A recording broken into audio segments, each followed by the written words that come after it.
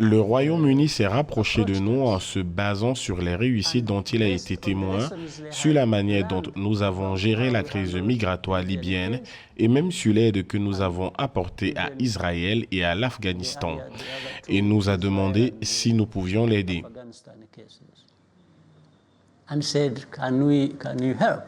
C'est en 2022 que le président rwandais, s'exprimant lors d'une interview, annonçait l'intention d'accepter l'accord britannique de déportation des demandeurs d'asile vers son pays. Seulement 2 ans après, l'accord controversé au sein de l'opinion internationale vient d'être révoqué.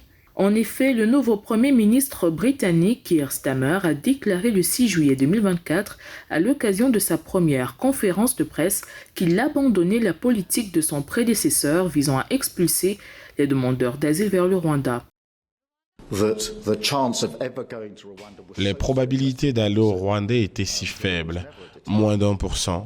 Cela montre que ce plan n'a jamais été dissuasif.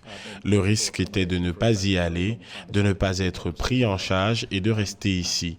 Donc, de payer pour un logement pendant très longtemps. Cela a eu un effet complètement inverse. Et je ne suis pas prête à continuer avec des mesures qui n'ont pas été dissuasives. Dans ses premières remarques, le ministre britannique du Royaume-Uni met en évidence l'inadéquation entre cet accord et les capacités du pays à renflouer l'afflux des migrants fuyant la guerre, la pauvreté, ainsi que la sécheresse et les inondations attribuées au changement climatique.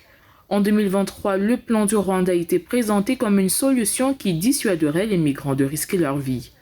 Jusqu'à présent, il a coûté des centaines de millions de dollars au gouvernement et n'a jamais pris son envol. Le déploiement de ce programme était déjà mort et enterré avant même d'avoir commencé. Il n'a jamais été dissuasif. Regardez les chiffres qui ont été enregistrés au cours des 6 premiers mois et demi de cette année. Ce sont des chiffres records. Voilà le problème dont nous héritons. Il n'a jamais eu d'effet dissuasif.